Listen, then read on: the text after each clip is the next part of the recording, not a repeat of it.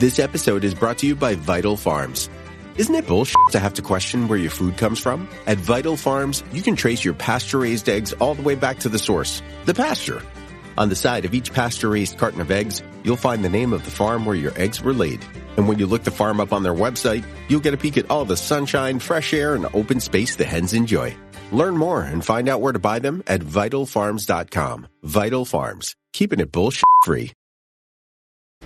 This episode is brought to you by Klaviyo, the platform that powers smarter digital relationships.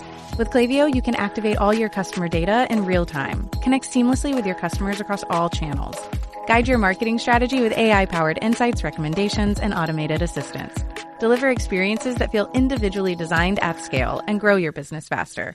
Power smarter digital relationships with Klaviyo. Learn more at klaviyo.com/Spotify. That's KLAVIYO.com/Spotify. It's time to say goodbye to hold music and say hello to fast customer support with Service Cloud. With trusted AI and data working together, you can skip long wait times and deliver efficient, personalized service right away, all while keeping support costs low and more customers happy. Reimagine your customer support with the #1 AI CRM for service. Learn what's possible at salesforce.com/products/service. I'm Jason Palmer, one of the hosts of The Intelligence, The Economist's daily current affairs podcast. The Economist's award-winning shows make sense of what matters, from our special series on China's president to our weekly podcasts on business, technology, and American politics. Our journalists provide fair, in-depth reporting on the events shaping the world. Search for Economist Podcasts Plus and sign up to our free 1-month trial. Reboot your credit card with Apple Card, the credit card created by Apple. It gives you unlimited daily cash back that you can now choose to grow in a high-yield savings account that's built right into the Wallet app. Apply for Apple Card now in the Wallet app on iPhone and start growing your daily cash with savings today. Apple Card subject to credit approval. Savings is available to Apple Card owners subject to eligibility requirements. Savings accounts provided by Goldman Sachs Bank USA. Member FDIC. Terms apply.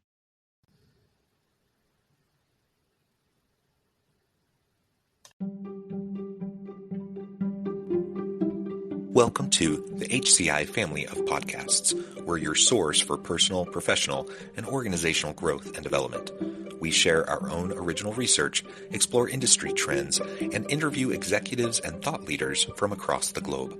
Join us for practitioner-oriented content around all things leadership, HR, talent management, organizational development, and change management.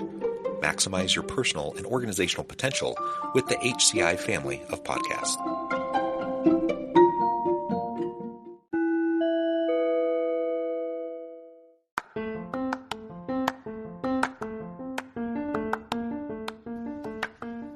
Welcome to the podcast. In this podcast episode, I talk with Deb Calvert about encouraging and supporting leadership at every level of the organization.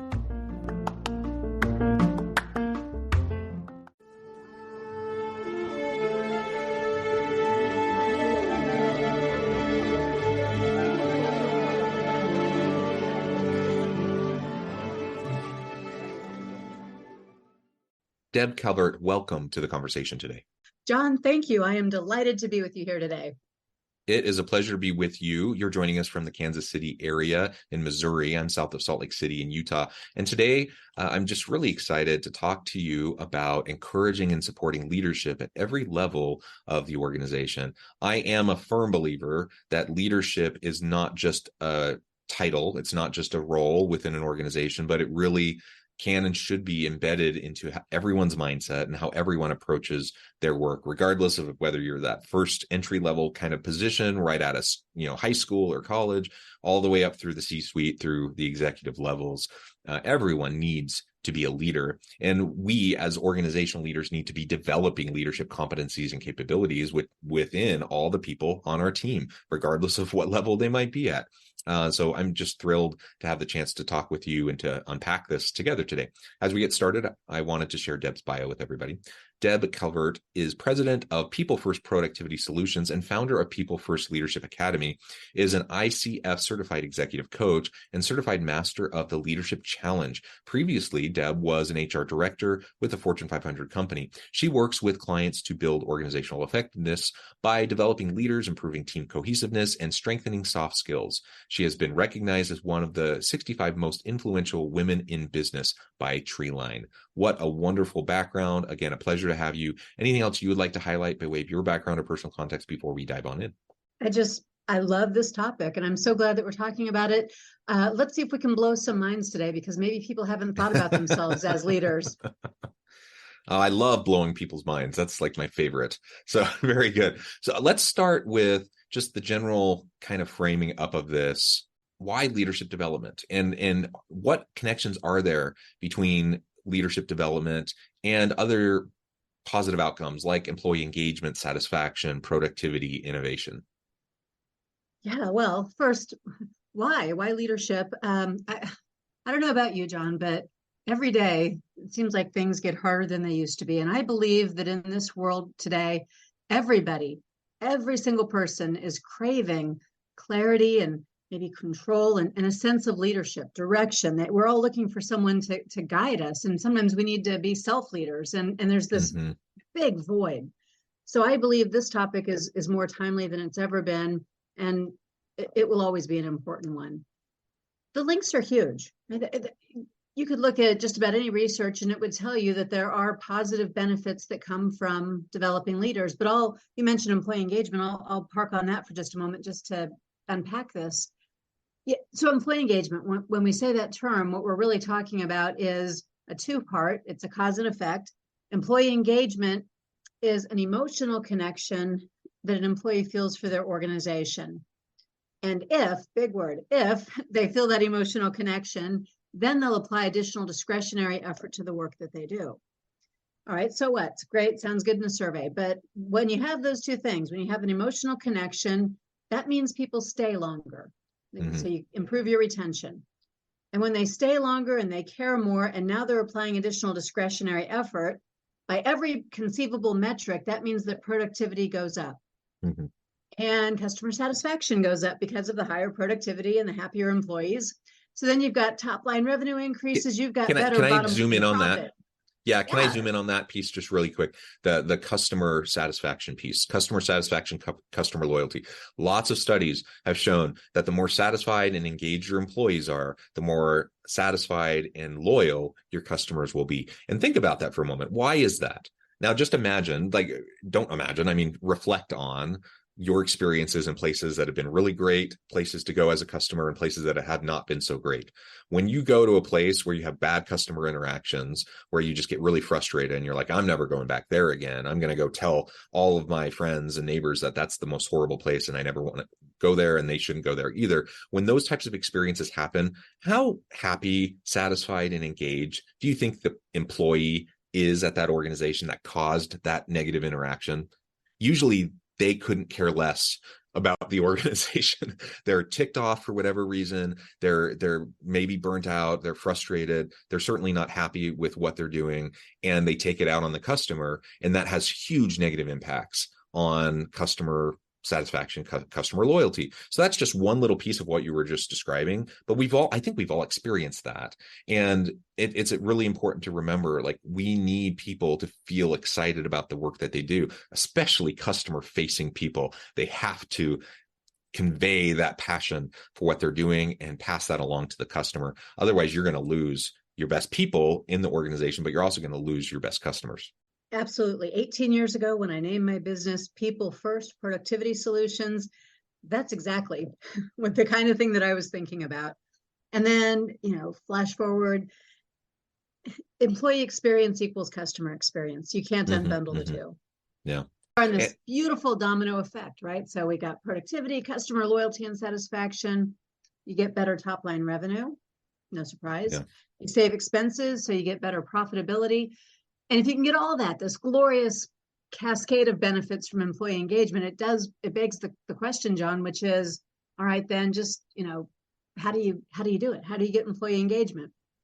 And it's a good question that's been looked at from all sorts of different angles. Demographically, who is the person? Culturally, mission-based, who is the organization? But none of those factors has nearly the impact as does leadership development. Leadership development equals customer experience in double-digit impacts by every measure. So that's why I feel like employees deserve companies who will develop leaders and leaders at every level, to give employees that opportunity to feel good about the work that they're doing and the companies they work for. Yeah. And now let's zoom in a little bit more on this idea of leaders at every level, because I mean, on the one hand, I'm thinking, from a training and development lens, I'm thinking, well, you don't want to do leadership development for everybody, because if it's expensive to do training, and if people have no ambition and no desire to move into leadership roles or executive roles, why would I invest all this time and money into developing their leadership competencies? Maybe they're completely happy just kind of staying at a relatively mid-level within the organization. They can clock in, clock out, go home, spend time with their families. They don't want all the extra hassle and headache. Maybe that's where they're at, and they don't want all this other stuff. So why would I pour into them and invest in them leadership stuff that they're never ever going to want to do? So that's like the one, the training and development or learning and development hat, kind of the worst case scenario or devil's advocate position. How would you respond to that? We have to give 3 responses to adequately cover the subject. And the first is, we have to unbundle what leadership really is. It's not management, and it's not executives only. Leadership at every level is not a new concept, and it's not some fancy way of getting training to everybody in your organization. It's just an acknowledgement of reality. The truth is, everybody leads. They already do. Whether you know it or not, or like it or not, they do. And if you don't help them to do it well, if you don't help them to be good guides, which is what leaders do, is they guide, then they're going to take things a direction you might not want them to go. So this is about, first of all, having some cohesiveness around what leadership looks like in your organization. Not executive, not management. Those are different, just leadership. The second reason is, well, if you're not developing those people, regardless of what ascension they do or don't want to make up your org chart, they will probably be pretty dissatisfied, and they'll probably be looking somewhere else for someone who will develop them. I've heard it said this way, John. So, oh no, what if we develop people and then they leave? Right? Yeah. And I, of course, say, oh no, what if you don't develop people and they stay? You're limiting your organization. Developing the leaders that people report to, but also developing people at every level. That means that they get greater capacity for the work that you're asking them to do. They can be more autonomous. They're going to be developing confidence. Confidence leads to courage. Courage is the wellspring of innovation. There are many different business cases that we can make here, but ultimately it boils down to, if you want to unleash potential at an individual level and organization-wide, then leadership at every level is the reason to do that. Yeah, well said. And this idea of leadership at every level, again, it refers to not just the formal title, the position in the hierarchy, managerial responsibilities. We're talking broader about leadership, and really more inclusively about leadership. You, for example, talked about self-leadership. Maybe hone in on that a little bit. So even if I don't have anyone reporting to me, I don't have any supervisory managerial responsibilities whatsoever, how could I still be a leader? And how would self-leadership fit within that context? Yeah. So one of the pioneers in leadership development, Warren Bennis, he said that self-leadership is the first and most noble form of leadership. And I agree, because I'm not probably going to follow someone who isn't a good self-leader, doesn't have the self-control and the confidence and the gravitas to inspire me. And so self-leadership is something that makes everybody more capable in their own day-to-day, to manage their emotions, to accept feedback, to continually grow and develop.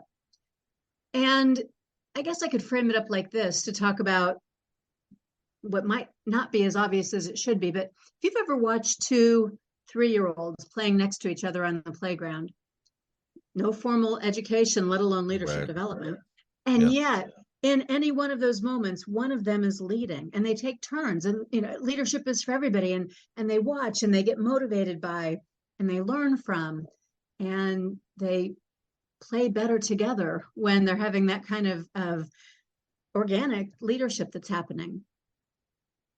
Yeah, absolutely.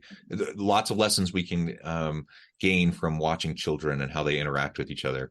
So I'm glad you brought that up. Now, you've also talked about the distinction between leadership and management skills. Let's hone in on that a little bit more.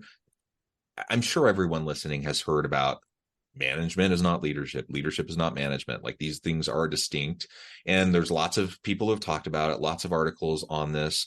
Yet, I think we still over and over and over again tend to fall back on this old paradigm of leadership, equating it with management.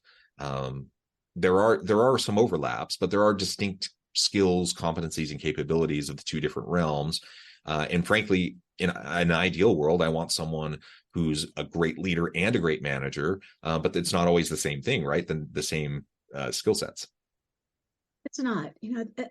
The word manage comes from originally the word that was meant for hand in Spanish, mano, right? Manage, mano, handle. And that's what managers do. They handle what needs to be done today. They handle that work through other people. They handle the assignments, the tasks, the KPIs, and so on. But the original root word of leadership was leiden, which meant to guide. And that's what leaders do. They guide people, presumably then to places where those folks have never been before.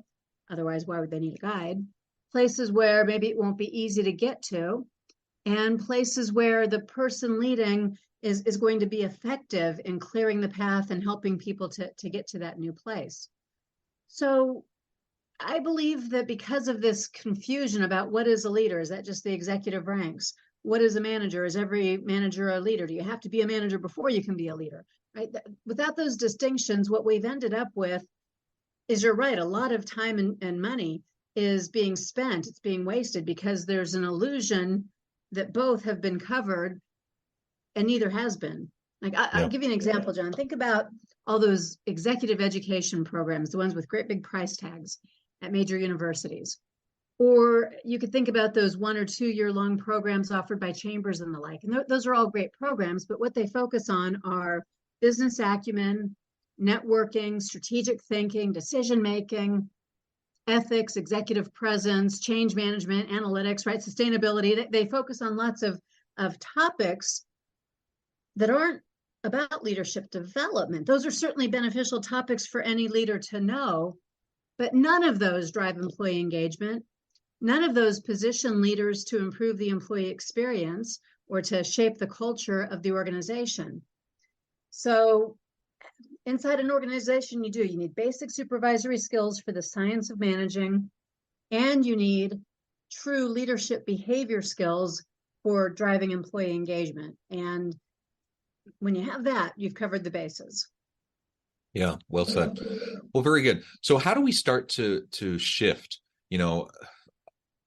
My experience has been in most organizations that you have well-meaning individuals who find themselves in these formal hierarchical managerial leadership roles. They don't really know much about leadership usually.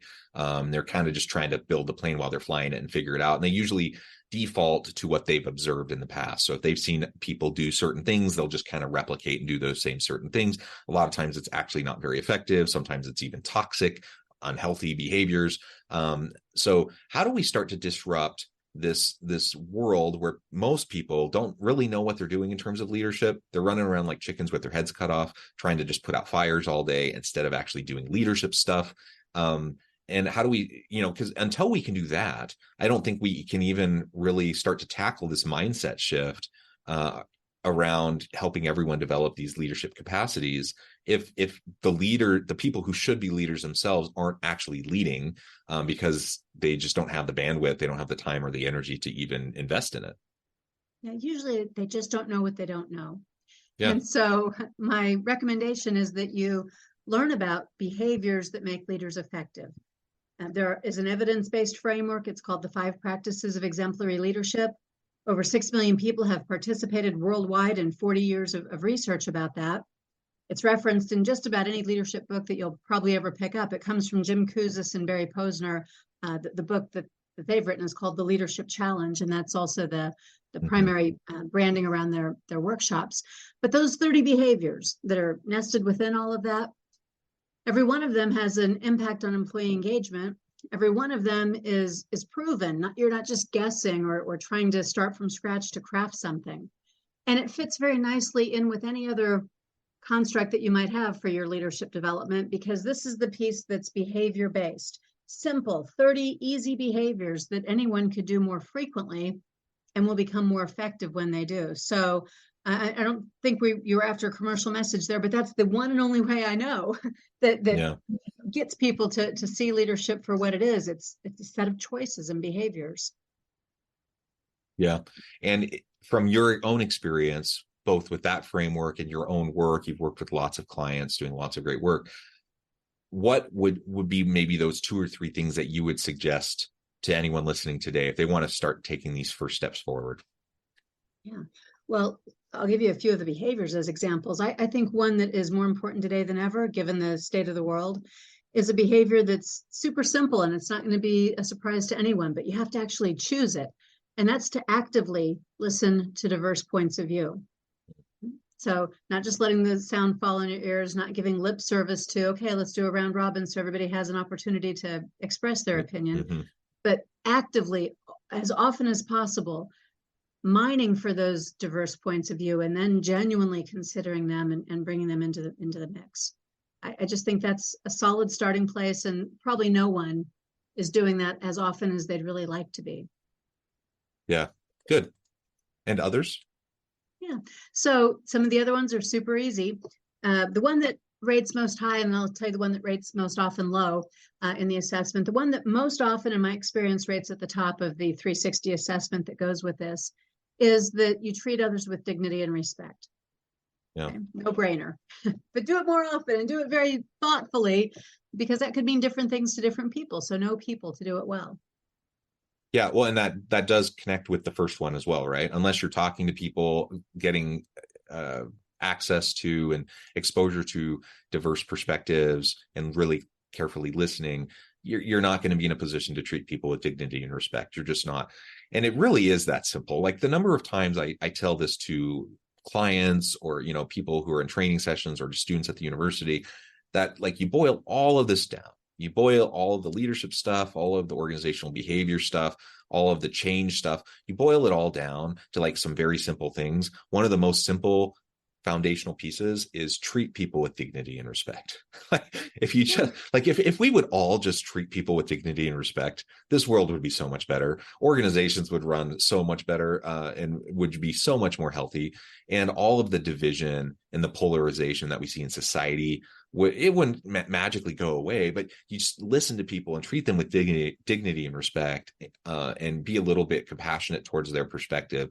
And my goodness, so many of the challenges that we face would not magically go away, but they bleed to the background a little bit, and we'd be in a better position to address them in meaningful ways. So I love the 2 that you just mentioned. I think that is like perhaps the most important thing that anyone can do within their organization, within your own self-practice, within your working with your teams. Listen hard. Try to get diverse perspectives, and not in performative ways, but actually paying attention and really taking into account what people are sharing with you. We've all been there. We've all been in those meetings where people ask for input, and you know very well that they've already made their decision and they're just going through the motions to so people can feel like they're being included. And you know that they're not actually taking into account your perspectives. That's frustrating. That's demotivating. That's actually not going to build any engagement. It's going to erode engagement and trust. And then treating people with dignity and respect at that foundational level, just recognizing, helping people recognize what your company, what your organization is all about is about people. It's about treating people well. And we're going to disagree on things. We're going to vehemently disagree on things at times. And sometimes, we're going to be at huge odds and butting heads with each other, but we're still going to be focused on treating each other with dignity and respect, recognizing that people have good reasons for their perspectives. And it's built on experiences. It's built on their own unique background.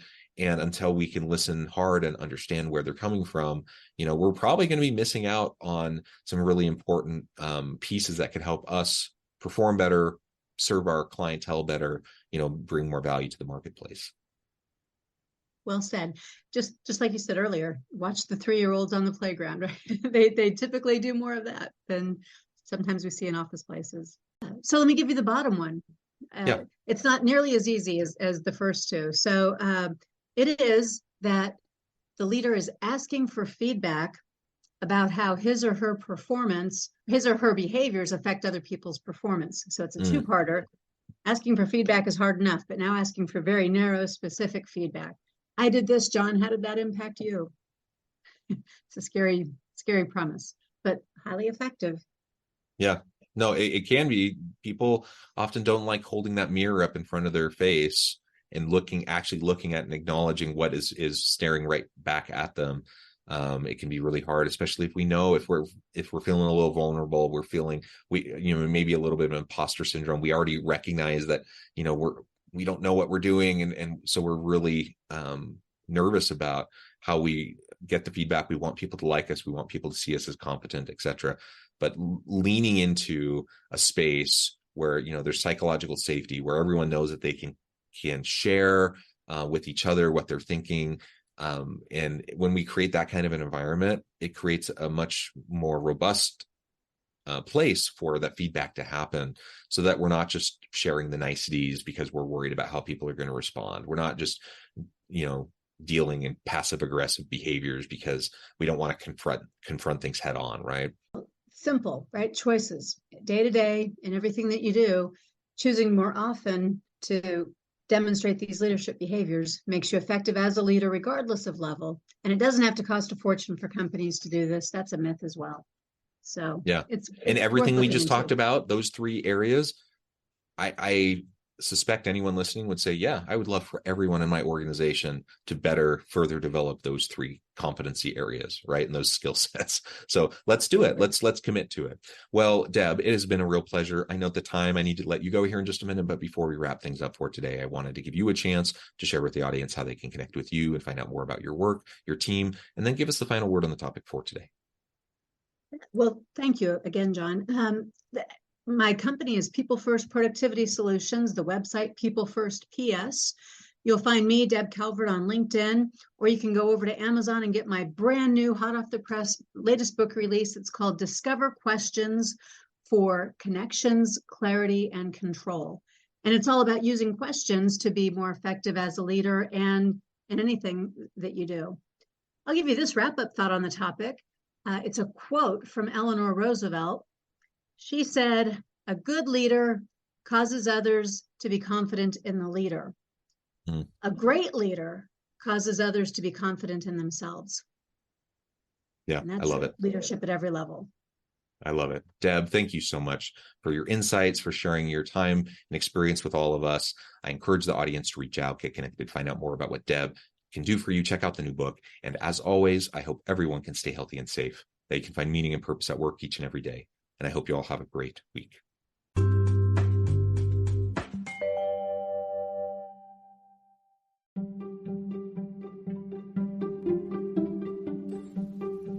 Thanks for joining us for this episode of the podcast. We hope you stay healthy and safe, and please join us again soon.